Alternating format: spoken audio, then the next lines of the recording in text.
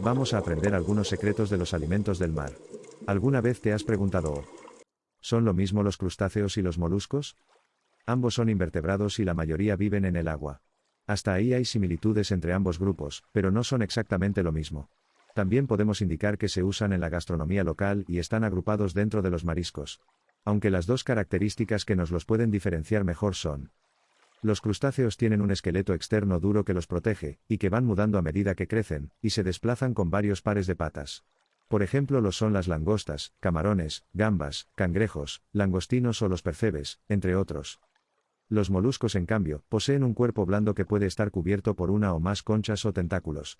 Ostras, vieiras, mejillones, almejas, berberechos, calamares y pulpos, son ejemplos. ¿Qué pescado es mejor, el blanco o azul? El pescado se clasifica en dos grupos, el azul y el blanco.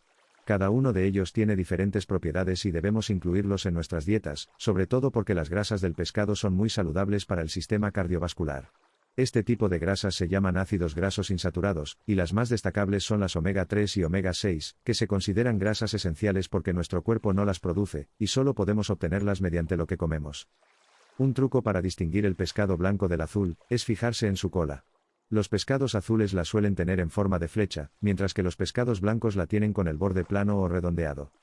Teniendo en cuenta estas diferencias, aunque ambos son saludables y deben consumirse entre 2 y 4 veces a la semana, los pescados azules podrían ser más recomendables ya que aunque todos los pescados son fuentes de proteínas de calidad y también tienen potasio, calcio, fósforo, y vitaminas del complejo B, los pescados grasos en su mayoría tienen más proporción de vitaminas liposolubles, que son la A, la E y la D, que los pescados blancos.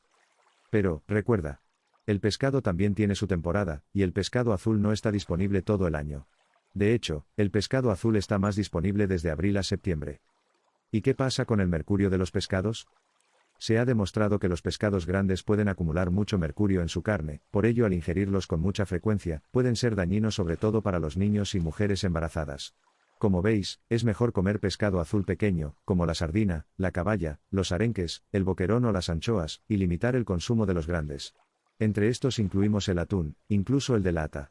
Por ello, para los niños menores de 14 años, no se recomienda tomar más de una lata de atún a la semana. ¿Has descubierto muchos secretos sobre los alimentos del mar?